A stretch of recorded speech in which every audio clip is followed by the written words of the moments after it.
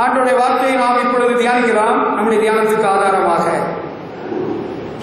யாத்ராகமம் 12ஆம் அதிகாரம் 51ஆம் வசனத்தை நாம் எடுத்துக்கொள்வோம்.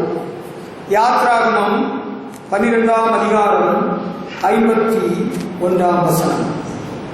கர்த்தருக்கு மகிமை. Glory to God.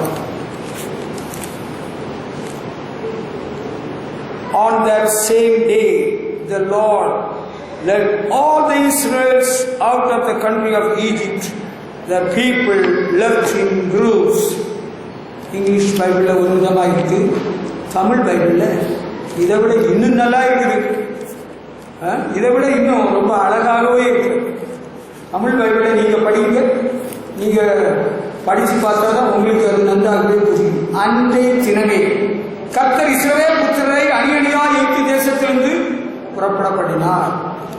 ஆண்டவர் இஸ்ரவேல் ஜனங்களை எகிப்து தேசத்திலிருந்து புறப்படப்படினார். What is the purpose behind it? இதுக்கு பின்னால ஏதோ ஒன்று இருக்கு. இஸ்ரவேல் ஜனங்கள் இதுவரையில் எங்க இருந்தாங்க? இதுவரையில் இஸ்ரவேல் ஜனங்கள் எகிப்திலே அடிமைகளாக சுமார் 430 ஆண்டுகள் வாழ்ந்து வந்தார்கள்.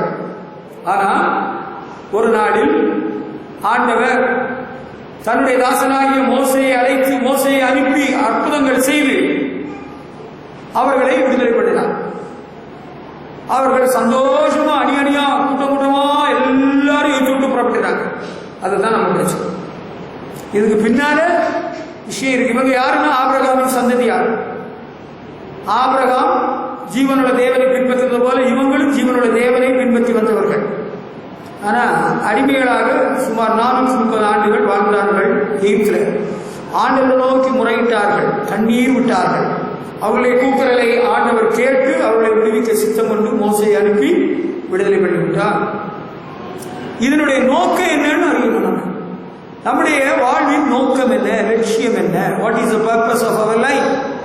நம்ம முன்னே நாம் அடிமைகளாக இருந்தோம். மனுஷனுக்கு அடிமையா இருந்தோம், பிசாசுக்கு அடிமையா இருந்தோம், உலகத்துக்கு அடிமையா இருந்தோம், பாவத்துக்கு அடிமைப்பட்டிருந்தோம். ஆண்டவராய் இயேசு நம்மை தேடி வந்து நமக்கு ஒரு ரட்சிப்பை அருளி நமக்கு ஒரு விடுதலையை தந்து விட்டார். ஹல்லேலூயா! அதுதான் உண்மை. எதுக்கு இந்த விடுதலை? அவர்களுக்கு இருந்த பாதிப்பிலிருந்து ஒரு விடுதலை, ஒரு அவர்களை சந்தோஷப்படுத்த ஒரு விடுதலை. அதுதான் டு மேக் தம் ஹாப்பி. நம்ம வாழ்க்கையில ஆண்டவர் கொடுத்த விடுதலை எதுக்குன்னா, கள்ளு குடிக்கிறதுக்கோ பிராண்டி குடிக்கிறதுக்கோ இல்ல, திருடுறதுக்கோ சண்டை போடுறதுக்கோ கொலை செய்யறதுக்கோ இல்ல.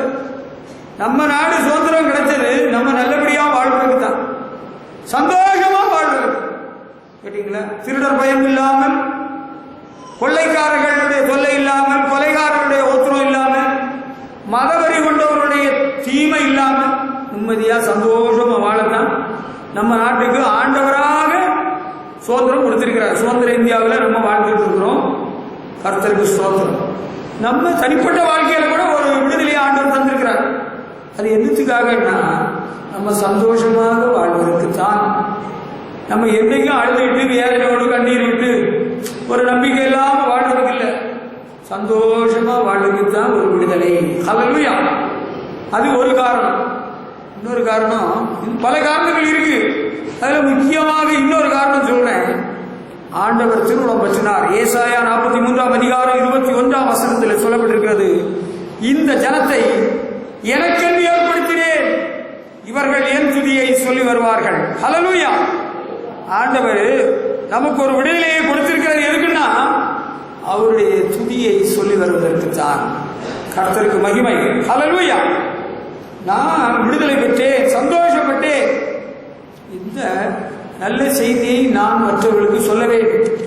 அதுக்குத்தான் இந்த விடுதலையை ஆண்டவர் கட்டளையிட்டிருக்கிறார். ஆண்டவர் எனக்கு கொடுத்த விடுதலை நோக்கம் நான் சந்தோஷமா இருக்க மாத்திரமல்ல, இந்த சந்தோஷ செய்தியை மற்றவர்களுக்கு சொல்லவும் தான்.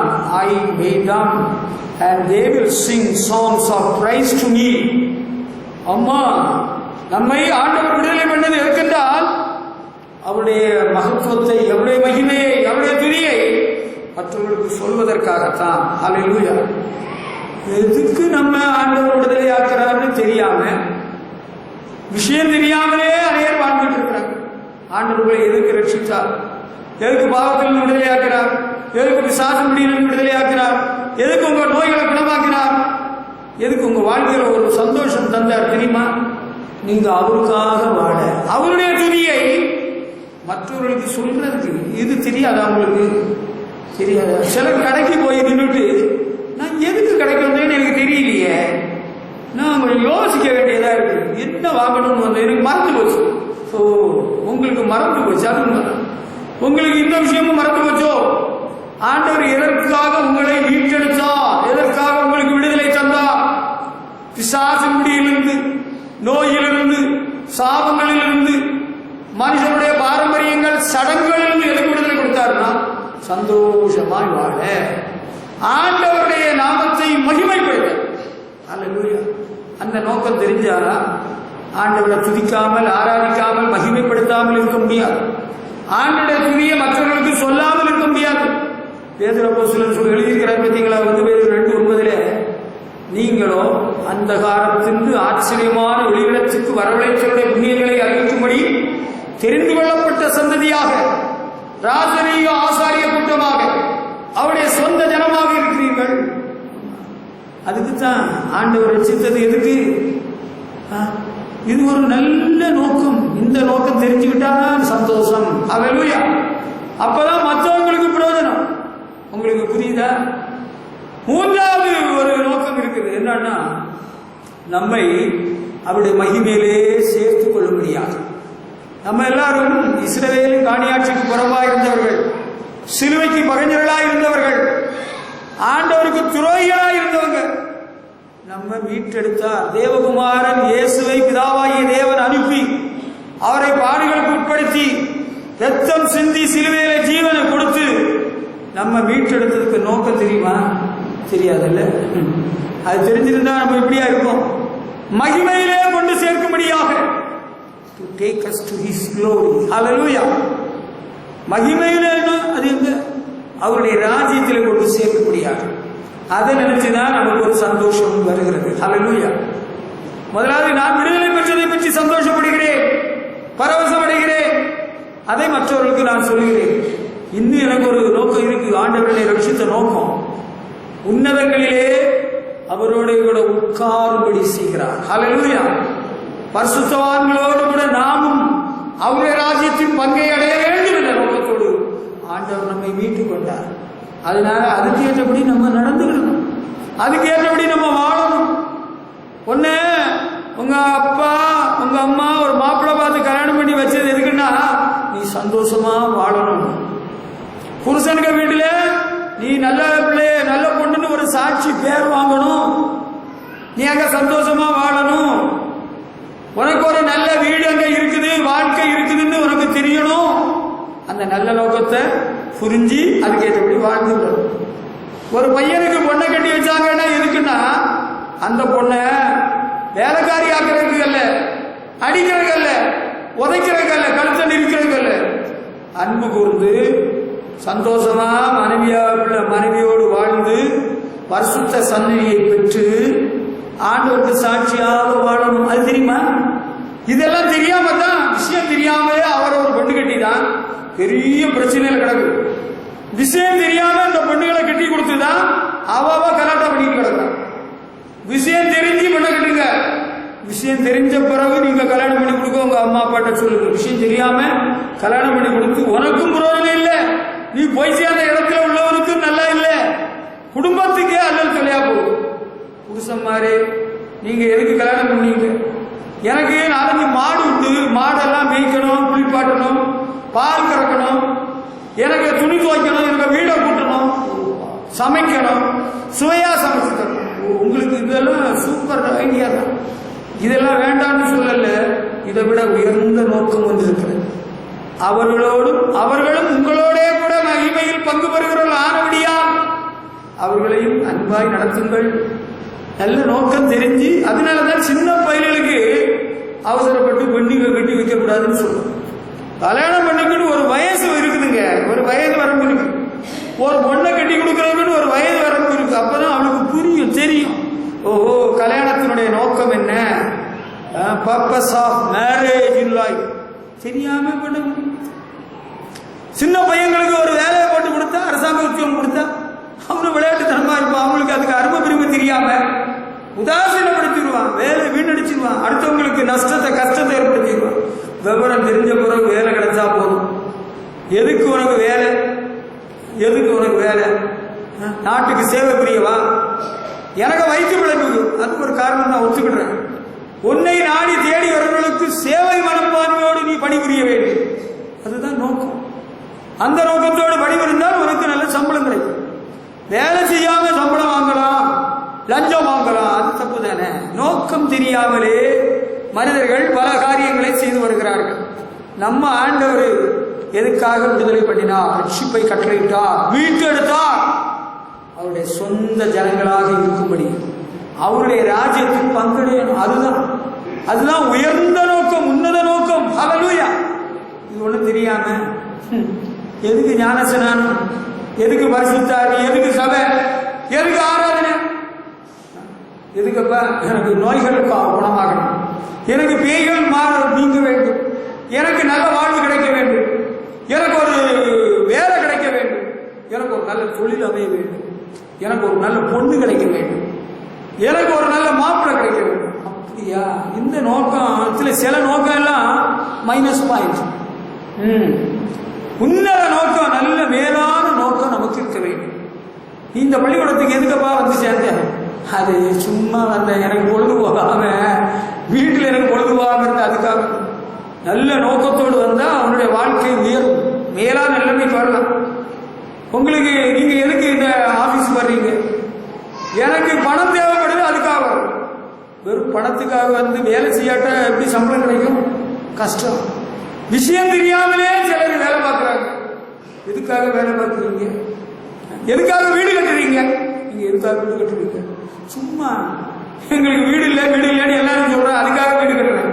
அப்படியா? அப்படின்னு கட்டுங்க. எப்படி கட்டுங்க? எப்படி கட்டுங்க? உங்க தோணும் போல கட்டுங்க, உங்க இஷ்டம் போல கட்டுங்க. கல்லை வச்சோ, மண்ணை வச்சோ, புல்ல வச்சோ. அவரு சொல்றாருல்ல, புல்ல வச்சோ வைக்கோல வச்சோ வீடை கட்டுங்க. ஆண்டவன் சொல்றாரு, மணல்ல ஒரு வீடை கட்டுனா அவன் குச்சி இல்லாதவன், அவன் யாரு? குச்சி இல்லாதவன். மணலுக்கு மேல வீடு கட்டுன்னு எடுத்துக்காக. வீடு எது கட்டுறீங்க? எதுக்கு நீங்க பேங்க் வந்துருக்கிறீங்க? கடன் வாங்குறது.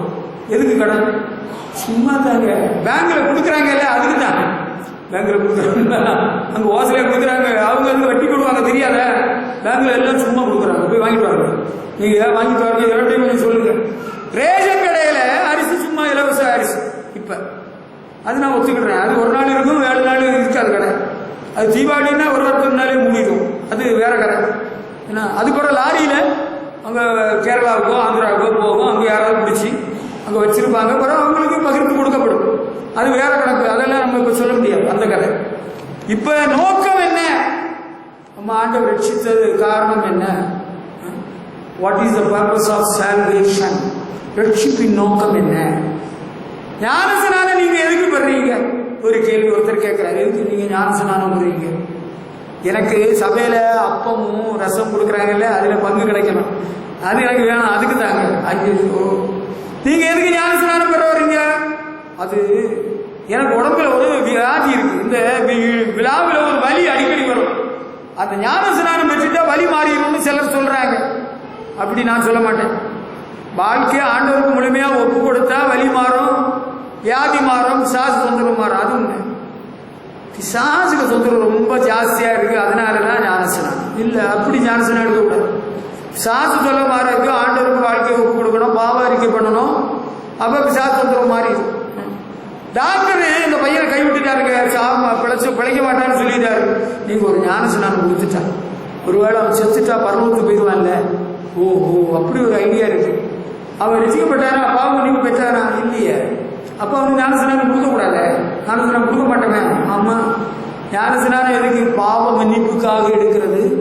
கிறிஸ்துவோடு பண்ணுகிற உடன்படிக்கை, வாழ்விலும் சாவிலும் இன்பத்திலும் துன்பத்திலும் உண்மையே சேமிப்பேன், உண்மையே பின்பற்றுவேன், உமக்கென்றே வாழ்வேன். A promise to the living God. ஜீவனுள்ள தேவனுக்கு ஒரு வாக்கு பண்ணுதல், உடன்படிக்கை, an agreement. நல் மனசாட்சியின் உடன்படிக்கை வேறு சொல்கிறார். அது தெரியாம ஞானஸ்நானம். பரிசுத்தாவி வேணும் பெறணுமா? பரிசுத்தாவி உங்களுக்கு எதுக்கு வேணும்? அது பரிசுத்தாவி எதுக்குன்னா நல்ல சத்தம் போடுறதுக்கு, குதிக்கிறதுக்கு, கத்துறதுக்கு. பேய் பிடிச்சவனு ரொம்ப குதிக்கிறான், கத்துறான். பரிசுத்தாவியை பெற்றுக்கொண்டா ரொம்ப சந்தோஷம் கிடைக்கும். பரிசுத்தாவியினால் உண்டாகும் சந்தோஷத்தை போல வேறொரு சந்தோஷம் பூமியில கிடையாது. அதை தெரிஞ்சுக்கிடுங்க. அப்படி ஒரு சந்தோஷம் இருக்குல்ல, அந்த சந்தோஷத்தை நான் பெற விரும்புகிறேன். பரிசுத்தாவி எதுக்கு பெற விரும்புக? அது மீட்கப்படும் நாளுக்காக ஆண்டவர் கொடுக்கிற முத்திரை அல்லவா, அதுக்காக. அல்லேலூயா. இந்த உலகத்தில் உள்ள எல்லா தீய சக்திகளையும் மேற்பட்டு ஜெயித்து வாழ ஜெயம் பெற இதுதான் பரிசுத்தாவி. உங்களுக்கு ஒண்ணுமே தெரியாது இல்ல, யாரும் சொல்லித்தாங்க, அதான கேட்டேன். நீங்க டிவி எல்லாம் பாக்குறீங்கன்னு கேள்விப்பட்டேன்.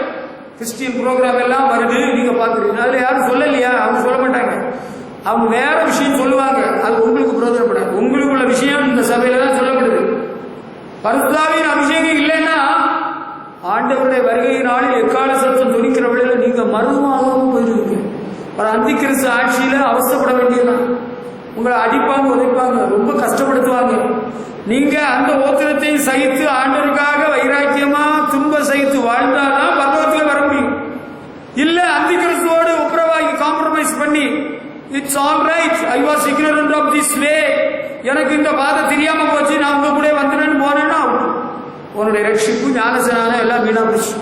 அப்ப அபிஷேகம் பெறலன்னா எக்கால சத்தம் துணிக்கிறவர்கள மனுவாக முடியாது. அபிஷேகம் இழந்திருந்தாலும் அதே கதிதான். அதனால தான் நம்ம விஷயம் தெரிஞ்சு வேலை பார்க்கணும். உங்களுக்கு தெரியுமா இந்த விஷயம் தெரியுமா? அபிஷேகத்தின் நோக்கம் தெரியுமா? ஞானசனான எதுக்குன்னு தெரியுமா? ஆண்டவர்களை எதுக்கு ரட்சித்தாருன்னு தெரியுதா? இப்போவா தெரியுதா? இனியாவது ஒழுங்கா நடந்து விடுங்களா? என்ன செய்யுங்க? மனம் திரும்புதலுக்கு ஏற்ற கனிகளை கொடுங்கள். ஆண்டவர் சொல்றாரு, மனம் திரும்புதலுக்கு ஏற்ற கனிகளை கொடுங்கள். Once you know the purpose of salvation, you can live accordingly. அதுக்கேற்றபடி நீங்கள் நடந்து கொள்ளலாம். விஷயமே தெரியாம ரட்சிப்பு, ஞானஸ்நானம், பரிசுத்தாவி நீங்க தேடுறது கஷ்டம். விஷயத்தை புரிஞ்சுக்கிடுங்க. ரட்சிப்புனா என்ன, ஞானஸ்நானம்னா என்ன, பரிசுத்தாவினா என்ன, இயேசுவை பின்பற்றுவதனுடைய நோக்கம் என்ன? நான் பெரிய பணக்காரன் ஆகணும், நான் இந்த ஊர்ல பேர் புகழ் பெற வேண்டும். என்னிடத்துல ஒரு முறை ஒருத்தவங்க வந்து சொன்னாங்க, ஃபாதர் நீங்க ஜோம் பண்ணிக்கிடுங்க, நான் தேர்தலில் கவுன்சிலர் எலெக்ஷனுக்கு போட்டியிட போறேன், நீங்க ஜோம் பண்ணிடுங்க, 1000 ரூபாய் காணிக்க கொடுத்துருவேன். அப்பா அவங்க 1000 ரூபாய் காணிக்க கொடுத்துருவாங்க. நானும் ஜோம் பண்ணி பார்த்தேன், அவங்க வெற்றி பெறல. ஏன்னா ஏன் அவங்க வெற்றி பெறலன்னு தெரியுமா? அவங்களுக்கு அவர்கள் வாழும் பகுதியில் உள்ள மக்களிடத்தில் செல்வாக்கு இல்லை, அது ஒரு காரணம். இன்னொன்று, இவங்க ஆண்டவருக்கு 1000 ரூபாய் கொடுத்து ஜெபத்துக்கு எதுக்கு வந்தாங்க? அவங்க தேர்தலில் கவுன்சிலர் ஆகணும். அதுக்கு ஆண்டவர் உதவி புரியவில்லை, நான் காரணம் இல்லை. யாராவது என்கிட்ட எதுக்காக நல்ல காரியத்துக்கு ஜோம் பண்ண சொன்னா நான் ஜோம் பண்ணுவேன், அதை நான் செய்வேன். அங்க ஒரு பையன், எனக்கு அங்க ஒரு பொண்ணை பிடிச்சிருக்கு, அந்த பொண்ணை எப்படியாவது நான் கட்டிடணும் இல்லைன்னா கடத்திடணும்னா அதுக்கு ஒரு ஜோம் பண்ணுங்கன்னா நான் பண்ண மாட்டேன். அங்க ஒரு மரத்துல ஒரு பொருள் இருக்குது, அதை நான் யாரும் காணாம எடுக்கணும், அந்த தோட்டத்தில் போய் யாரும் காணாம தான் எடுக்க முடியும், அது ரொம்ப விலை கூடினது, அதுக்கு பேர் திருட்டு, அது யாரும் கண்ணில் படாம நான் யாரும் கண்ணிலையும் படாம எடுத்துட்டு வரது நீங்க ஜோம் பண்ணுங்கன்னா நான் ஜோம் பண்ண மாட்டேன், அதுக்கெல்லாம் ஜோம் பண்ண மாட்டேன், திருடுறதுக்கு ஜோம் பண்ண மாட்டேன். எனக்கு ஒருத்தன் இடைஞ்சல் பண்ணிக்கிட்டே இருக்கிறான், பாஸ்டர் கொஞ்சம் ஜோம் பண்ணிக்கிடுங்க, அவன் போட்டு தள்ளிடுவான், நான் ஜோம் பண்ண மாட்டேனே, கண்டிப்பா ஜோம் பண்ண மாட்டேன். நான் பரீட்சைக்கு போறேன், பிச்சு எடுத்துட்டு போறேன், ஆமா அவங்க பிடிபடக்கூடாது, நீங்க ஜோம் பண்ணிடுறீங்களா, இதுக்கெல்லாம் நான் பண்ண மாட்டேனே, பண்ண மாட்டேன். நான் மலைக்கு மாலை போட்டிருக்கிறேன், மலைக்கு மாலை போட்டிருக்கிறேன், நீங்க கொஞ்சம் ஜோம் பண்ணிக்கிறீங்களா? எந்த மலைக்கு? திருப்பதிக்கா? திருப்பதிக்கு, பழனிக்கு, சுவாமி மலைக்கு, பிறகு நாகூர்ல ஆண்டவரை பார்க்க போறேன், எனக்காக கொஞ்சம் ஜோம் பண்ணிருக்கேன், sorry I cannot pray for you. நாகூர்ல ஆண்டவர் இல்லை, வேளாங்கண்ணி வரையிலும் நான் வேண்டிட்டு வரேன், பாஸ்டர் எனக்கு போக்கல் வரத்துல நல்லா இருக்கணும், கொஞ்சம் வேண்டிக்கிட்டீங்களா? நான் வேண்டிக்கிட மாட்டேன், அதெல்லாம் நான் வச்சுக்கிட மாட்டேன். உங்களுக்கு தெரியுமா எதுக்கு போறீங்க, அங்க என்ன எடுக்க போறீங்க, what for you are going to Velankanni, அங்க என்ன இருக்கு? மாதா அங்க இருக்கிறாங்களா? சத்தியமா சொல்றேன், உண்மையா சொல்றேன், மாதா அங்க இல்லவே இல்லை. மாதா தேவனுடைய ராஜ்யத்தில் இழைப்பாரி கொண்டிருக்கிறார்கள். இந்த அற்ப பசங்க அவங்கள மரியாதை குறைவாக கடற்கரை வாரத்தில் நின்றுட்டு இருக்கிறாங்கன்னு சொல்லிட்டு நடக்கிறாங்க. அவங்களுக்கு தெரியல, அடிப்படையே தெரியாதவங்க. நீங்க விஷயத்தை நல்லா தெரிஞ்சுக்கணும். நமது ஆண்டவர் நம்மோடு இருக்கிறார், நம் பக்கம் இருக்கிறார். ஹல்லேலூயா. நம்ம கூடவே இருக்கிறார், நம்ம வழிநடத்தி கொண்டிருக்கிறார். எதுக்கு? நம்ம அவருடைய பரமராஜ்யத்தை அடைய வேண்டும். இயேசு கூட வருவார். ஹல்லேலூயா. நம்ம கூட வர நோக்கம் புரிஞ்சுதான் நம்ம வேலை பார்க்கணும். கர்த்தருக்கு ஸ்தோத்திரம். ஹல்லேலூயா. உங்களுக்கு இப்ப கொஞ்சம் புரியுதா? ஆண்டவர் எதுக்கு உங்களை ரட்சித்தா? நீங்க சந்தோஷப்படுகிறாங்க. முதல் காரணம் அந்த சந்தோஷத்தை, அந்த ரட்சிப்பை மற்றவங்களுக்கு சொல்றதுக்கு. ஹல்லேலூயா. பிறகு பரலோகத்துக்கு போறீங்கன்னா இந்த நோக்கம் தெரிஞ்சு புரிஞ்சு ஆண்டவரை பின்பற்றுவோம். இயேசுவின் பின்னால் நான் செல்வேன், திரும்பி பார்க்க மாட்டேன். ஹல்லேலூயா. நோக்கம் அறிந்து விஷயத்தை புரிஞ்சு நம்ம செயல்படும், அதுதான் நல்லது. ஹல்லேலூயா. ஒரு நாள் ஆண்டவர் மோசே ஆடு மேய்ச்சிட்டு வர வழியில முச்செடியில் ஒரு தரிசனம் ஆகிறார். மீதியான் தேசத்துல எத்ரோவின் ஆடுகளை மேய்ச்சிட்டு வர்ற நேரத்துல அங்கு ஒரு முச்செடியிலே ஆண்டவர் தரிசனமானார் என்று யாத்திராகம் 3ஆம் அதிகாரம் 1ஆம் வசனத்திலிருந்து சொல்லப்பட்டிருக்கிறது. முச்செடியிலே ஆண்டவர் தரிசனமாகிறார். அது எப்படி? ஒரு முச்செடியிலே நெருப்பு பற்றி இருக்கிறது, ஆனால் அது தீர்ந்து போகவில்லை, பட்டு போகவில்லை. ஆச்சரியமா இருக்கிறது மோசேக்கு. மோசே ஒன்றும் தெரியாத பேச்சு கிடையாது. மோசே எகிப்திலே பார்வோனுடைய அரண்மனையிலே சுமார் 40 ஆண்டுகள் இருந்து வாழ்ந்த இளவரசன், சகல கலைகளிலும் தேர்ந்தவன். இப்ப பார்க்கிறவர்கள் ஒரு முச்செடி பற்றி இருக்கிறது, ஆனால் அது தீர்ந்து போகவில்லை. ஒரு பொருள் எரிந்தால் அது சாம்பலாக இல்லையே.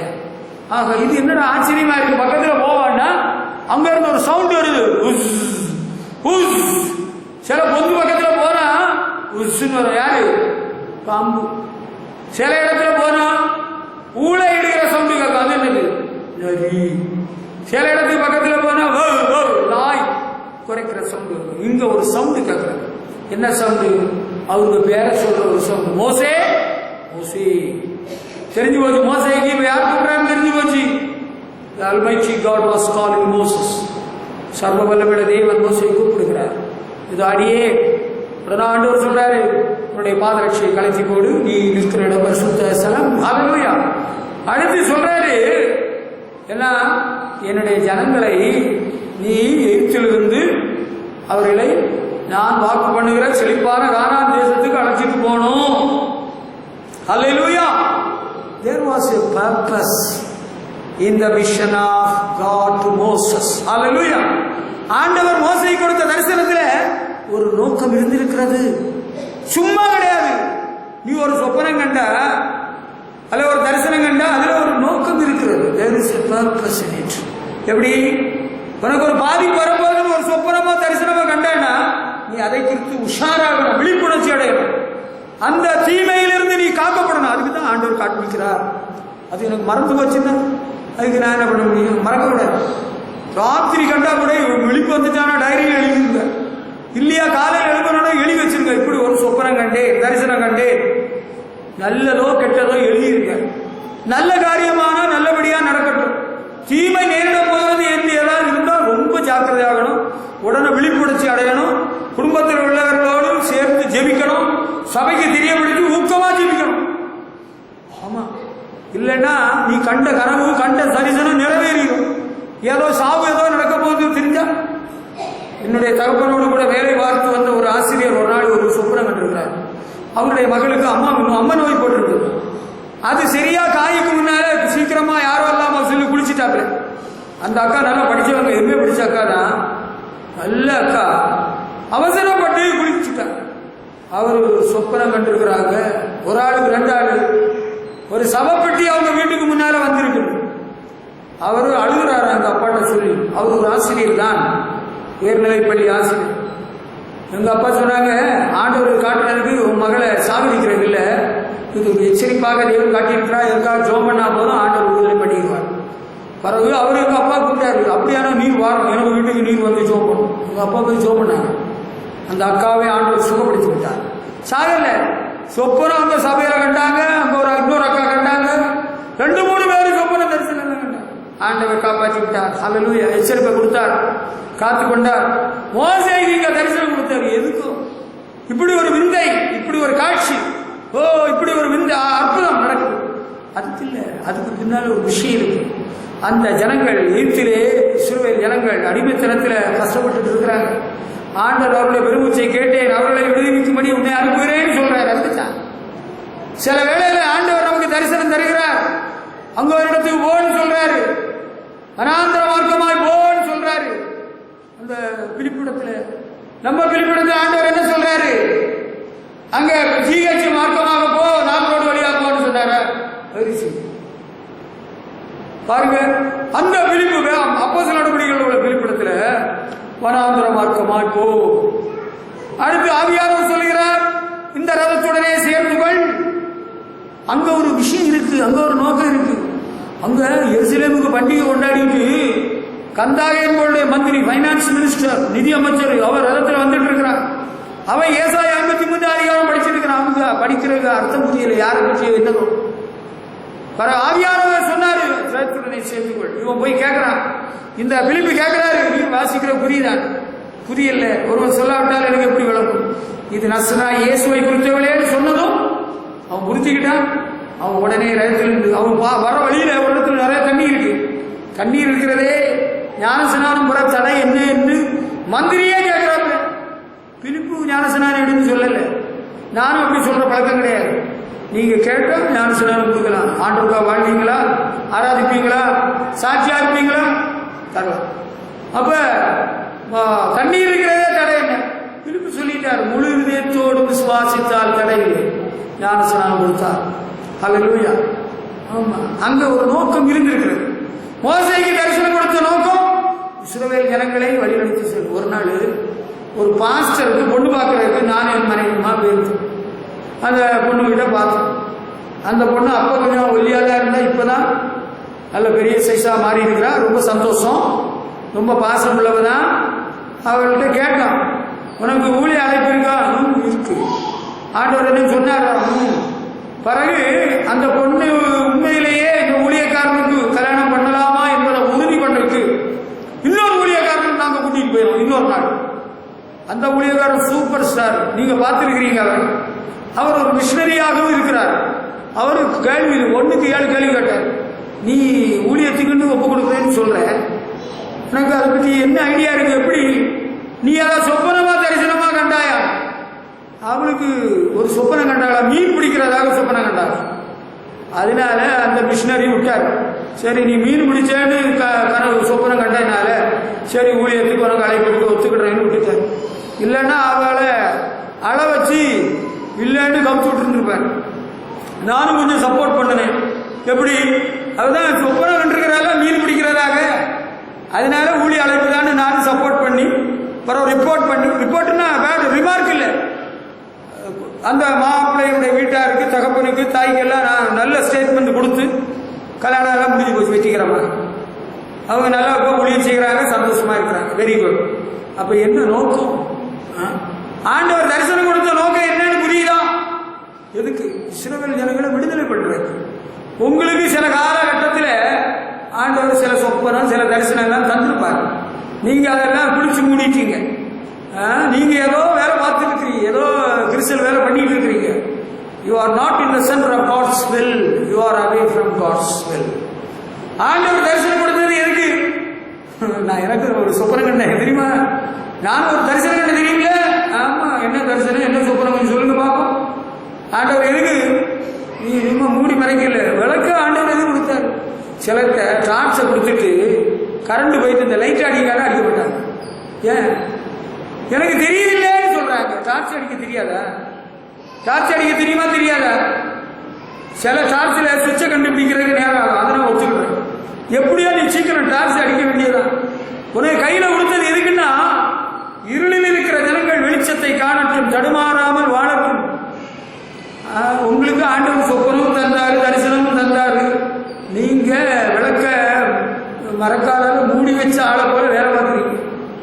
நீங்க அந்த விளக்கு தண்டின் மேல் கேண்டில் ஸ்டிக் மேல நீங்க கேண்டில் வைக்கல. It is not on the candle stick to shine there in the darkness. நீங்க அப்படியே மூடி வச்சுட்டு இருக்கிறீங்க. ஆமா, இப்பதான் எனக்கு நினைப்பு வருது. நான் சின்ன பிள்ளையா இருக்கிற ஒரு சொப்பனம் கண்ட ஒரு நாள். நான் ஒரு தரிசனம் கண்டேன். ஆமா, உண்மைதான். எல்லாம் மறந்து போச்சு இல்லை, இப்ப நினைப்பது இல்லை. இனியாவது செயல்படுங்கள். ஆண்டவர் உங்களை முன்குறித்திருந்தார். அவருடைய மகிமைக்கென்று அவருடைய ராஜ்யத்தை பிரஸ்தாபிக்கும்படியாக, அவருடைய மகிமை அறிவிக்கும்படியாக உங்களுக்கு எப்பவே சொப்பனம் கொடுத்தாரு, தரிசனம் கொடுத்தாரு. நீங்க என்ன பண்ணிட்டு இருக்கிறீங்க? அந்த நோக்கம் தெரியாம, அது சிலருக்கு அப்படியெல்லாம் சொப்பன தரிசனம் ஆண்டவர் கொடுத்தாலும் அவங்க வேலையெல்லாம் பார்ப்பாங்க. உங்க வேலையை பார்க்க வேண்டாம் நான் சொல்லல. ஒழுங்கா சாப்பிடுங்க, உடம்ப பார்த்துக்கிடுங்க, நல்லா சோம் பண்ணுங்க. ஆண்டவர் தரிசனம் சொப்பனம் கண்டது எதுக்குன்னு உள்ளதை தெரிஞ்சு அதை கொஞ்சம் நினைச்சு அதை கொஞ்சம் புரிஞ்சு செயல்படுங்கள். ஹல்லேலூயா. அதை செய்வீங்களா? நான் ரொம்ப காலமா எனக்கு நிறைய விஷயம் தெரியாமலே இருந்தேன். பார்த்துக்கங்க, நான் பள்ளிக்கூடத்தில் படிக்கிற வேளையிலேயே ஆண்டவருடைய வருகையை பற்றி அறிந்து கொண்டேன். நடுவானில் எடுத்துக்கொள்ளப்பட்டதை கண்டிருக்கிறேன். 2 முறை பார்த்துருக்கிறேன். எனக்கு தெரியல. நானும் பள்ளிக்கூடத்தில் படிக்கிற காலத்தில் ஊழியத்துக்கு தான் ஆண்டவருக்கு ஒப்பு கொடுத்தேன். அது உண்மை. காலேஜ் படித்து முடிச்ச பிறகுதான் நம்ம வேலை பார்த்து ஊழியம் செய்யலான்னு ஒரு நல்ல எண்ணம் வந்துச்சு. ஆனால் ஆண்டவர் சொல்லிட்டாரு, நான் உன்னை வேலை பார்த்து ஊழியம் செய்ய சொல்லல, உன்னை நான் பார்த்துக்கிடுவேன், நீ எனக்கு ஊழியம் செய்யணும்னு சொன்னதுனால நானும் இனிமேல் மறுப்பு தெரிவிச்சா பூமியிலே வாழான்னு பாடில்ல. சரி, ஒத்துக்கிட்டேன், அவ்வளவுதான். அதுக்கப்புறம் என்ன நடந்து கொண்டிருக்கிறது? இப்பொழுது ஆண்டவருடைய ஊழியம் நடைபெற்றுக் கொண்டிருக்கிறேன். ஆண்டவர் ஊழியம் செய்து கொண்டிருக்கிறேன். நீங்கள் ஊழியத்துக்கு வந்த பிறகு பசியாக இருந்தீர்களா என்று கேட்கிறீர்களா? எத்தனை நாட்கள் பசியாக நான் இருந்திருக்கிறேன். ஆகார குறைவினால் அல்ல, அப்படி ஒரு பேச்சே இல்லை. எனக்கு ஆண்டவர் ஆகாரம் கொடுத்திருந்தார், நல்ல வஸ்திரங்களை கொடுத்திருந்தார். எந்த வருடத்திலும் எனக்கு புது வஸ்திரம் குறைபட்டதே இல்லை. அப்படியா? இப்ப இருக்கா? உங்கள்ட்ட இருக்குது, தருவீங்களா? ஏதாவது மிஷினரிகள் வந்தா தருவேன். உங்களுக்கு தரக்கு ஆண்டவர் சொல்லல. ஆமாங்க, ஆண்டவர் உங்களுடைய தேவைகளை சந்தித்தாரா? எல்லா தேவைகளையும் சந்தித்தார், சந்திக்கிறார், இன்னமும் சந்திப்பார். ஹல்லேலூயா. என்ன நோக்கத்துக்காக ஆண்டவர் உங்களுக்கு சொப்பனம் தரிசனம் கொடுத்தாருன்னு தெரியுதா? புரியுதா? இதே மோசைய ஆண்டவர் சீனாய் மலைக்கு கூப்பிடுறாரு. மோசே கமான், அங்க கூப்பிடுறாரு. யாத்திராகமம் 19ஆம் அதிகாரம் 20ஆம் வசனத்தை படிங்க. அங்க சீனாய் மலைக்கு வான்னு கூப்பிடுறாரு. அந்த மலைக்கு பக்கத்துல ஒருத்தன் வரக்கூடாது, நெருங்கக்கூடாது. ஒரு ஆடு மாடு மிருகம் மலையை தொட்ட செத்துருவான்னு ஆண்டவர் சொல்றாரு. ஆனா மோசைய மலைக்கு கூப்பிடுறாரு. அங்க கூப்பிட்டு உட்கார வச்சுட்டாரு. ஆண்டவர் ஒரு சவரசன பழம் கொடுத்தாரா? அல்ல, சவரசன தமிழெல்லாம் சூப்பரா பேசுறீங்களே, எனக்கு பிடிச்சிருக்கு உங்க தமிழ். அது இருக்கட்டும், ஆண்டவர் அவருக்கு உபசரிப்பு கொடுத்தாரா? பழவெல்லு பஜ்ஜி போண்டா இனிப்பு காரச்சவெல்லாம் கொடுத்தாரா? தீபாவளி திருமணம் கொடுத்தாரா? ஒன்னும் கொடுக்கல. ஆண்டவர் தண்ணியும் கொடுக்கல, வெண்ணியும் கொடுக்கல. மோசே ஒன்னும் சாப்பிடவில்லை, அவருக்கு பிடிக்கவில்லை. அவர் பசி பட்டினியா இருந்தாரோ? அவருக்கு பசிச்சதாக சொல்லல, அவருக்கு பட்டினி வந்ததா தெரியல.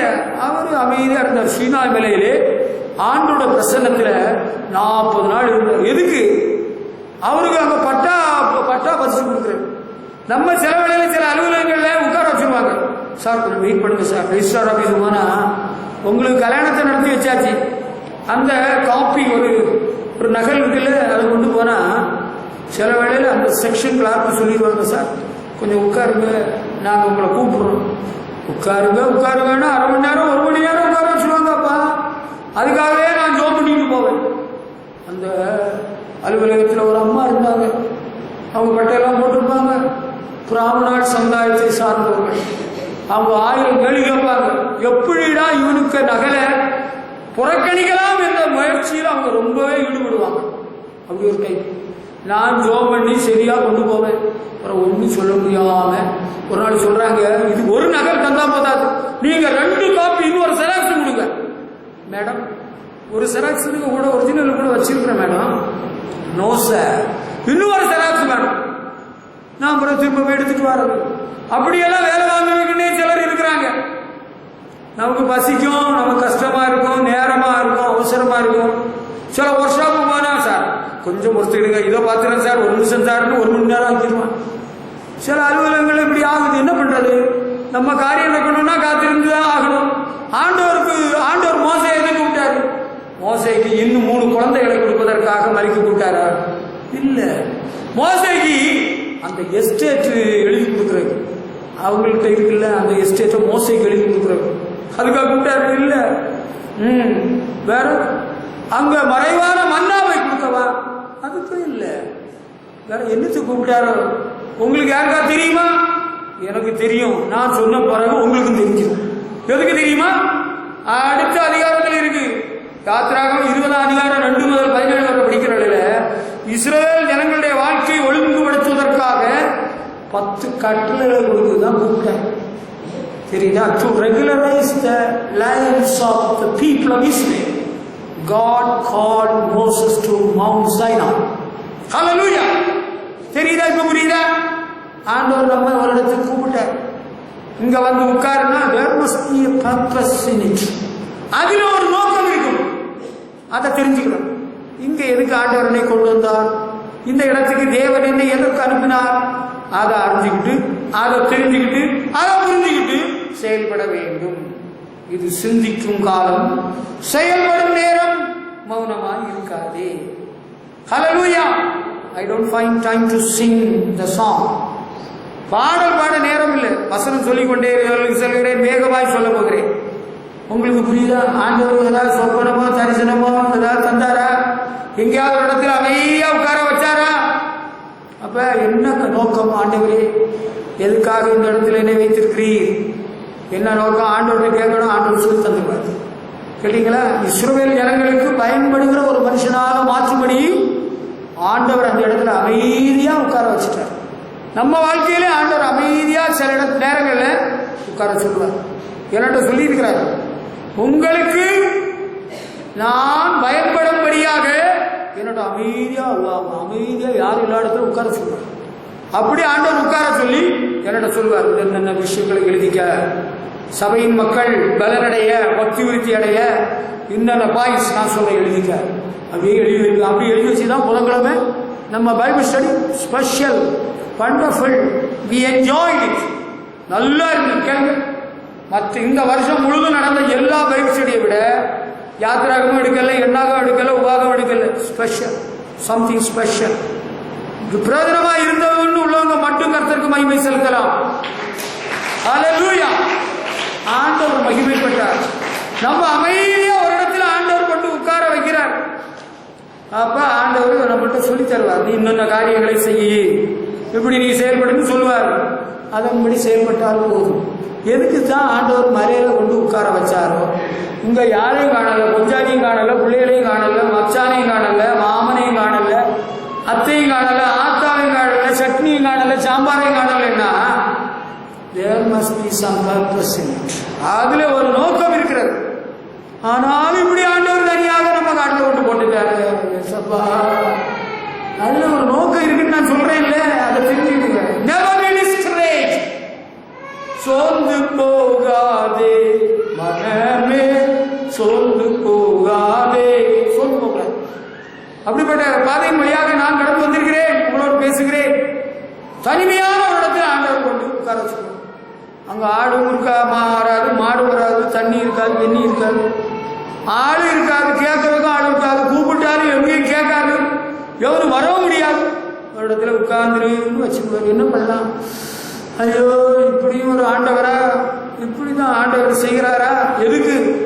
The Lord God wants to use you for His people. Hallelujah. ஆண்டவராகிய தேவன் உன்னை அவருடைய ஜனத்துக்கு பயன்படும்படியாக விரும்புகிறோம். Hallelujah. ஆனா ஆண்டவர் அங்க ஏதாவது சிடி பிளேயரோ, ரெக்கார்ட் பிளேயரோ, விடி பிளேயரோ, விசிடியோ போட்டாரா? Nothing was there as such. When the Lord God wants you to be all alone and to be quiet, be there as such. உடனே அதுக்காக ஒரு பாட்டு. எனக்கு பாட்டு போட தெரியாதா? எனக்கு கேசட் போட தெரியாதா? சிடி பிளேயர் தெரியாதா? கம்ப்யூட்டர் தெரியாதா? பாஸ்டருக்கு என்னதான் தெரியும்? எனக்கு ஆண்டவரை பற்றி தெரியும், அவருடைய வழிநடத்தல் தெரியும். எதுக்கு ஆண்டவர் என்ன அமைதியா இருக்க சொல்கிறார்? எதையும் வைக்க வேண்டாம். Keep everything off, switch off. Cell phone, switch off. DVD player, switch off. I am not here to listen to any message. I am going to get a message from the living God. எந்த பிரசங்கிக்க பிரசங்கத்தை நான் கேட்க போகல. இந்த இடத்துல என்ன அமைதியா உட்கார சொல்லியிருக்கிறார் ஆண்டவர். அவர் செய்தி சொல்ல போகிறார். நான் பெண்ணை எடுத்துக்கிட்டேன், பேப்பரை எடுத்தாச்சு, எழுத போகிறேன். I am going to write it down. The Lord is going to tell me something to guide you. உங்களை இப்படி வழி நடத்தணும் ஆண்டவர் சொல்ல போறாரு. இது தெரியுமா உங்களுக்கு? இது தெரியாது. அதனாலதான் நீங்க ஆண்டவரே ஆனாலும் என்னை இப்படி தனியாக வச்சிருக்கிறீங்க, எனக்கு புருஷனே இல்லை, எனக்கு பொச்சாத்தி இல்லை, எனக்கு பிள்ளைங்க இல்லை, யாருமே இல்லை, எனக்கு மாமியாரும் இல்லை, எனக்கு கேட்கற கூட ஒரு ஆள் இல்லை, நாதி இல்லை. இது ஆண்டவருடைய வழிநடத்தல சரியா புரிஞ்சுக்கணும். ஆண்டவர் சில சட்டத்திட்டங்களை நம்ம தரக்கூடாது. அம்மா நம்ம கூட இருக்கிறவங்கள வாழ்க்கையில சில மாற்றங்களை தேவன் ஏற்படுத்த விரும்புகிறான். உங்க மூலம் உங்களை கொண்டு அம்மா கர்த்தர் ஒரு நோக்கத்தோடு தான் இப்ப கூப்பிட்டாரு. அல்லேலூயா. அதுதாங்க, அதை தெரிஞ்சுக்கிடுவோம். ஆபிரகாம் கூப்பிட்டாரு. Abraham கிராமப்படுத்தானா? Abraham lived in the city of Ur. ஊர் என்னும் கல்தையுடைய தேசத்தில், சிட்டி ஆஃப் ஊர், பட்டணம். ஆமா, சிவிலைஸ்ட் சிட்டி, நல்ல நாகரீகம் உள்ள ஒரு பட்டணம். There were many scholars, philosophers, பண்டிதர்கள், தத்துவ ஞானிகள் வாழ்ந்து கொண்டிருந்த ஒரு பட்டணத்தில், whereas the people were worshipping idols, விக்கிர வணக்கத்தை வணங்கி வந்து கொண்டிருந்தார்கள். அங்க இருந்த ஆபிரகாம, அவருக்கு அப்பாவே ஒரு விக்கிர வியாபாரி. ஆண்டவர் கூப்பிட்டார். என்ன கூப்பிட்டாரு? ஆபிரகாமே. அப்ப அவருக்கு பேர் ஆபிரகாமே. என்ன சொல்றாரு? ஆதியாகமம் 12:1 முதல் 3 வரையில் படிக்கிறவர்கள், நீ உன் தேசத்தை, உன்னுடைய இனத்தை, உன்னுடைய ஜனத்தை விட்டு நாம் காண்பிக்கும் தேசத்துக்கு புறப்பட்டு போ. மலேசியாவுக்கு போ, சிங்கப்பூருக்கு போ, கனடாவுக்கு போ, ஜப்பானுக்கு போனா போயிடலாம். The Lord did not mention the place where Abraham had to go. Abraham எங்க போகணும்னு ஆண்டவர் இடத்தை சொல்லல. நான் காண்பிக்கும் தேசம் அப்படிதான் சொன்னார். ஆபிரகாம் என்ன பண்ணாரா? காண்பிக்கும் தேசத்துக்கு போ. ஆபிரகாம் ஒன்றும் வசதி இல்லாத இடத்துல இல்லை, அவர் ஏழ்மையில கிடக்கல. அவர் கல்யாணம் பண்ணி இருந்திருக்கிறார், அவருக்கு மனைவி இருந்திருக்கிறாப்புல, வேலைக்காரிகள் இருந்திருக்கிறாங்க, அவருக்கு அப்பா உயிரோடு இருந்திருக்கிறாரு. இப்போ என்ன பண்றாரு? நம்ம எல்லாத்தையும் விட்டுட்டு எங்க போறதா? ஆண்டவர் காண்பிக்கும் தேசம்னு சொல்லி இருக்கு. அப்ப ஆண்டவர் ரோட் மேப், ரூட்டெல்லாம் ஆண்டவரே தருவார். அந்த தெளிவு அவருக்கு இருக்கு. அந்த தெளிவு இப்ப கூட நமக்கு இல்லை. இப்ப கூட நம்ம நிறைய கிடையாது. We have no clarity about God's guidance. நமக்கு தெளிவு கிடையாது. ஆண்டவர் நம்ம நடத்துவார், வழிகாட்டுவார். ஆண்டவர் சத்தம் கேட்டிருக்கா? ஆண்டவர் சொன்னாரா? போன்னு சொன்னாரா? போகலாம். இருன்னு சொன்னாரா? இருக்கலாம். நில்லுன்னு சொன்னாரா? நிக்கலாம். சரி, ஆபிரகாம்கிட்ட போன்னு சொன்னாரு. ஆபிரகாம் புறப்பட்டு போனா. அல்லேலூயா. போற வழியில தான் ஆரானிலே தேராக மரித்தான். அங்க there came a halt. அங்க ஒரு stay, a short stay was there. கொஞ்சம் ஒரு பிரேக் வந்து, பிரேக் ஆஃப் ஜர்னி. ஆண்டவர் சொல்றாரு, போ, காண்பிக்கும் தேசத்துக்கு போ. புறப்பட்டு போனா. அல்லேலூயா. He was blessed by the Lord. ஆண்டவரால் ஆசீர்வதிக்கப்பட்டார். அவருடைய சந்ததியை ஆண்டவர் ஆசீர்வதித்தார். ஒரு இடத்துக்கு வந்தாரு, நல்ல செழிப்பான இடம். ஆண்டவர் சொல்றாரு, இந்த தேசம் தான், இதை இவருடைய சந்ததிக்கு நான் கொடுப்பேன்னு ப்ராமிஸ் பண்ணிட்டார். ஆண்டவர் எங்கேயாவது போக சொன்னாருன்னா ஆண்டவர் நம்ம ஒன்றும் இல்லாம ஆக்கிடுவாரோ, நம்ம அனாதை ஆக்கிடுவாரோ, அம்போன்னு ஆக்கிடுவாரோ. ஆண்டவர் சொன்னாருன்னு எவன் இல்லாம போற, ஒன்னும் இல்லாம வாயில மண்ணு இல்லாம போது, ஒன்றும் இல்லை, இது வர்றோம். ஆண்டவர் சொன்னாருன்னு சொல்லி போனா செழிப்பு உண்டு, சேமம் உண்டு, ஆசீர்வாதம் உண்டு, பெருக்கம் உண்டு. There is blessing. ஆசீர்வாதம் இருக்கிறது. ஹல்லேலூயா. ஆண்டவர் சொன்னாருன்னு நீ போனா, ஆண்டவர் சொல்லி போனா, you will be blessed abundantly. ஏராளமாய் தாராளமாய் ஆசீர்வதிக்கப்படும். நீயாக யோசித்து எனக்கான ஒரு வழிமுறையை தேடி நான் ஒரு பணக்காரன் ஆக விரும்புகிறேன், அதுக்காக என்ன பண்ணலாம், யாரை தொடர்பு கொள்ளலாம்? அங்க ஒரு ஏஜென்சி இருக்கிறாரு. எனக்கு நிறைய ஏஜென்சிஸ் தெரியும். நான் யாரையாவது தொடர்பு கொண்டா நான் போயிடலாமே, இந்த கடந்து கிராமவாசியா கஷ்டப்படுறதுக்கு. நம்ம கொஞ்சம் நாள் வெளியே போயிட்டு வெளிநாட்டுக்கு போய் கொஞ்சம் நிறைய பணம் எல்லாம் சம்பாதிச்சு இந்த ஆலயத்துக்கு மேல இன்னும் ஒரு 2 மாடி கட்டணும். பரவ டிவி ஸ்டேஷன் எல்லாம் இன்ஸ்டால் பண்ணணும். ஊழியம் நம்ம ஏஞ்சல் டிவி போல, ஆசீர்வாதம் டிவி போல நம்ம ஊழியம் செய்யணும். அப்படியெல்லாம் தரிசனம் ஆண்டவர் தருவார், தரிசனம் தருவார். அதுக்கு நம்ம வெளிநாட்டுக்கு போவோம். பண ஆசைக்காக இல்லை, பொருளாசைக்காக இல்லை. ஆண்டவர் சொன்னார். ஆண்டவர் சொல்லல எனக்கு அப்படி ஒரு எண்ணம் தான், வேற ஒன்றும் தப்பா நீங்க நினைச்சுக்கிடாதுங்க. அப்படியா? சரி போங்க போங்க போங்க, பார்த்தா நாங்க ஜோம் பண்ணிக்கிட்ட போயிட்டு வாங்க. அங்க ஒரு பிரதர் கூப்பிட்டாரு என்ன, நம்ம சிங்கப்பூருக்கு போய் 2 மாதம் ஊழியம் செய்து வருவோம், நிறைய பணம் கிடைக்கும், பெரிய கோயில் கட்டலாம், நீங்க நல்ல புதிய கார் வாங்கலாம், பணக்காரங்களா இருக்கலாம்னு சொன்னாங்க. நான் நீங்க கார் வாங்கி தரீங்கன்னு நானும் நினைச்சிட்டு இருந்தா இலவ மரம் பழுப்புன்னு கிளி காத்திருந்தது, அந்த கதை ஆகி போயிடும். நான் அப்படி எல்லாம் நினைக்க மாட்டேங்க, நீங்க அப்படி நினைச்சிடாதுங்க, அது வேற விஷயம். இப்ப ஆபிரகாமுக்கு ஆண்டவர் 4 ஆண்டு தேசத்துக்கு போன்னு சொன்னாரு, அவர் புறப்பட்டு போனார். நான் உண்மையிலே சொல்றேன், எங்க அண்ணன் கூப்பிடல ஊழியத்துக்கும், எங்க அண்ணன் சொல்லல ஊழியத்துக்கு வரக்கு, எங்க அப்பா சொல்லி நான் ஊழியத்துக்கு வரல, எங்க அக்காமார் சொல்லி ஊழியத்துக்கு வரல, ஆண்டவர் கூப்பிட்டாரு. நான் வந்தேன். கும்பகோணத்துக்கு போறதுக்கு உங்க அப்பா சொன்னாங்களே, எங்க அப்பா ஜோம் பண்ணி ஆண்டவர் உரைக்கிறார், ஆண்டவர் சொல்றாருன்னு சொன்னாங்க, அதை நான் ஒத்துக்கிட்டேன், அதை நான் மறுப்பு தெரிவிக்கல. எங்க அப்பா தேவ மனுஷன், தேவ ஆவியானவரால் வழி நடத்தப்பட்ட ஒரு பரிசுத்தவான், அதனால ஜோம் பண்ணி ஆண்டவர்னை கும்பகோணத்துக்கு அனுப்புறாருன்னு ஜோம் பண்ணி அனுப்புறாங்க. அவர்களோ பிறகு டேஷ் டேஷ், அதுக்கு மேல பேச வேண்டியதில்லை.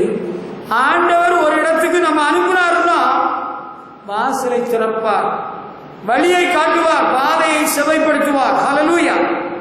கோணலானவர்களை செவைப்படுத்துகிற தேவர். புரியுதா?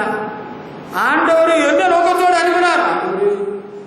என்ன நோக்கத்தோடு ரட்சித்தீரோ, என்ன நோக்கத்தோடு நாரசனம் தந்தீரோ, ஆண்டவர் என்ன நோக்கத்தோடு பரிசுத்த ஆவியை கொடுத்தீரோ, என்ன நோக்கத்தோடு ஊழியத்தை வளர்த்தீரோ, அப்படியா என்ன நோக்கத்தோடு அனுப்பினாரு? ஆபிரகாமை கூப்பிட்டாரு. The Lord wanted to bless Abraham and to make him the father of the nation. Hallelujah! தேசத்தின் பிதாவாக மாற்றும்படி தேவன் ஒரு திட்டம் வைத்திருந்தார். கர்த்தருக்கு மகிமை செலுத்துவோம். ஹல்லேலூயா! நம்ம ஆண்டவர் அலையவுறாரு, ஆண்டவர் எவ்வளவு தூரம் நடக்க வைக்கிறாரு. ஆபிரகாம் அங்க கல்கட்டா ஏர்போர்ட்ல இருந்து அப்படி பிளைட்ல சும்மா வந்து அப்படி கன்னியாகுமரிக்கு போயிட்டாரா? ஆபிரகாம் 10 தூரம் நடக்க வேண்டியது இருந்தது. He faced lot of hurdles in life. நிறைய சிரமம் எல்லாம் பட்டிருக்கிறாரு.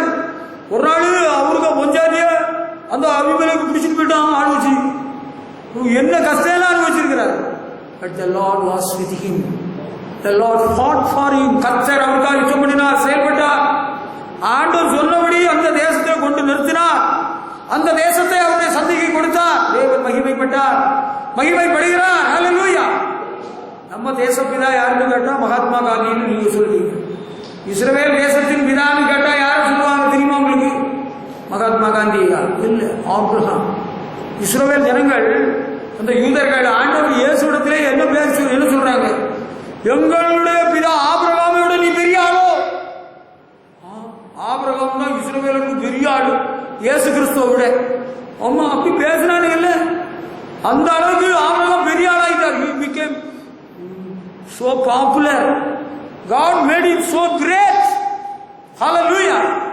ஆண்டவர் ஒரு இடத்துக்கு அனுப்புனாரு, அங்க அட்டை இருக்கும், அங்க நரி இருக்கும், அங்க தேள் இருக்கும், அங்க பாம்பு இருக்கும், நரி இருக்கும், தேள் இருக்கும், குரங்கு இருக்கும்.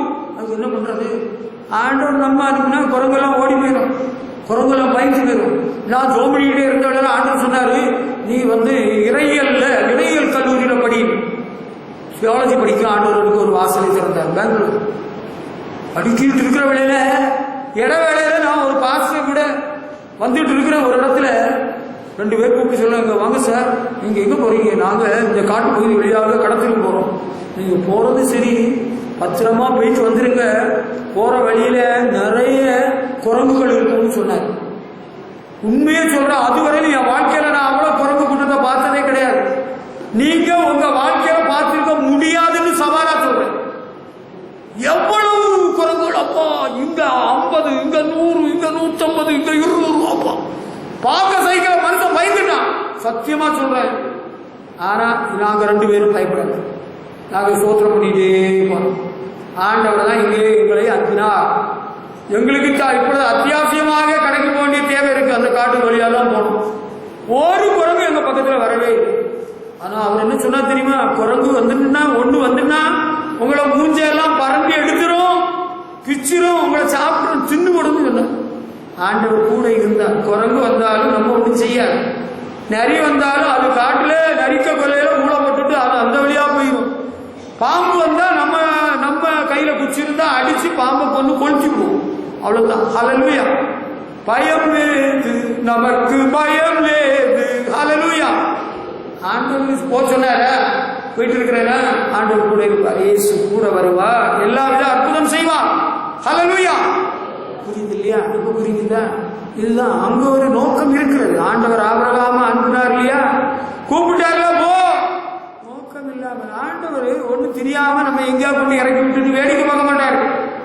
ஆசீர்வதிக்க தான் உங்களை புறப்பட சொல்ல, நீங்க இந்த இடத்துக்கு போங்கன்னு சொல்ற. நீங்க பிடிவாதமா நான் இங்க தான் இருப்பேன், எங்க அப்பாவுக்கு கூட தான் இருப்பேன். நானும் அப்படிதான் நினைச்சிட்டு இருந்தேன். எங்க அப்பா கூட தான் நான் சாகு வரை இருக்கணும், எங்க அம்மா கூட தான் இருக்கணும், எங்க ஊர்ல தான் இருக்கணும், நான் எங்கேயும் போக மாட்டேங்க, நான் எப்படிதான் இருப்பேன்னு நானும் நினைச்சிட்டு தான் இருந்தேங்க. ஆண்டவர் சொன்ன, நீ புறப்பட்டு போக கடவோ, இயேசுவின் சிந்தையை தரிப்போ. ஹல்லேலூயா. ஆண்டவர் போக சொன்னாரு, போவோம். ஆண்டவர் கூட வருவா. ஹல்லேலூயா. அதுபோல ஆபிரகாமுக்கு பேரனுக்கு கொள்ளு பேர்னா யோசேப்பு. ஆபிரகாமுக்கு மகன் ஈசாக்கு, ஈசாக்கு மகன் யாக்கோபு, யாக்கோபுக்கு மகன் யோசேப்பு. ஒரு நாள் அவன் அண்ணன் மாதிரி கொல்ல நினைச்சு பிறகு குழியில போட்டு பிறகு மீதியான இடத்துல 20 வெள்ளிக்காசு வித்து போட்டாங்க. எய்த்துக்கு கொண்டு போகப்பட்டான் யோசேப்பு. ஆனா அங்க ஒரு திட்டம் ஆண்டவர் யோசேப்பை பற்றி வைத்திருந்தார். He was a faithful boy. He was a holy boy. யோசேப்பு உண்மையுள்ளவன், தூய்மையானவன், பக்தி உள்ளவன், ஆண்டவரை கனம் பண்ணினவன். ஹல்லேலூயா. யோசேப்பு எய்த்துக்கு கொண்டு போகப்பட்டான். He was sold. அவன் விற்கப்பட்டான். ஆனா ஆண்டவர் கூட இருந்தார். பொய் குற்றம் சாட்டப்பட்டான், சிறைச்சாலையில் போடப்பட்டான். அங்கே ஆண்டவர் கூடவா இருக்கிறார். ஹல்லேலூயா. எல்லாம் ஒட்டு மொத்தமா கடைசி கதை சுருக்கம் கேட்டார். காரியத்தின் கடைத்தொகையை கேட்போமா? காரியத்தின் கடைத்தொகையை கேட்டால் என்ன தெரியுமா உங்களுக்கு? ஆதியாகமம் 50ஆம் அதிகாரம் 20ஆம் வசனத்துல அவனுடைய சகோதரர்கள் தீய நோக்கத்தோடு தான் அவனை விற்றார்கள் எய்த்துக்கு. ஆனா ஆண்டவர் அவங்களெல்லாம் காப்பாற்றுறது, அவங்களுக்கு எல்லாம் சாப்பாடு கொடுக்கறதுக்கு, அவங்க குடும்பத்தை எல்லாம் கரை சேர்க்கிறதுக்காக முன்கூட்டி கொண்டு போய்க்கிறார். அதைத்தான் யோசேப்பே சொல்றார்கள், நீங்கள் எனக்கு தீமை செய்ய நினைத்தீர்கள், தேவனோ இப்பொழுது நடந்து வருகிறபடியே வெகு ஜனங்களை உயிரோடு காக்கும்படிக்கு அதை நன்மையாக முடிய பண்ணினார்.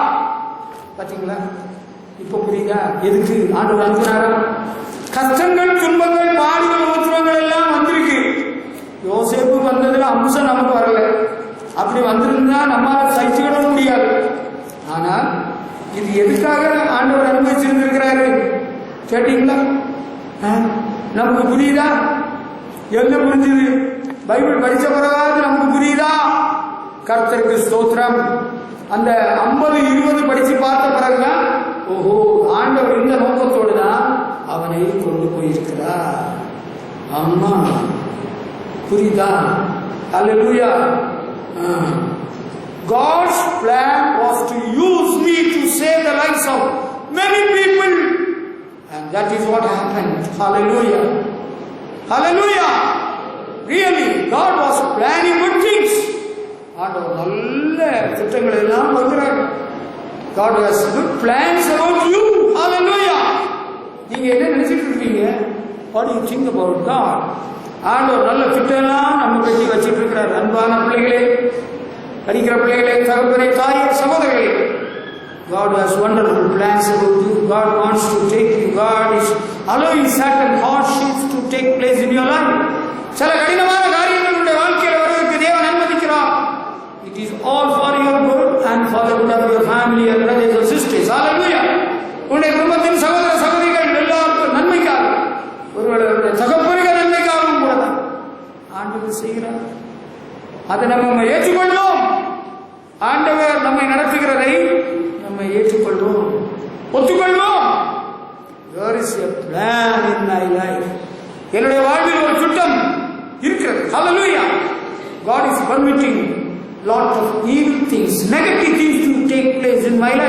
Why is it so? ஏன் வெகு ஜனங்கள் குடும்பக்காரங்க ஆமா அவங்க எல்லாம் உயிரோட இருக்கிறதுக்கு உங்களை எல்லாம் உயிரோட காக்கிறதுக்கு தான் இப்படி ஒரு காரியத்தை ஆண்டவர் அனுமதிச்சிருந்திருக்கிறார். ஹல்லேலூயா, கர்த்தருக்கு ஸ்தோத்திரம். ஹல்லேலூயா, புரிந்து விட்டது.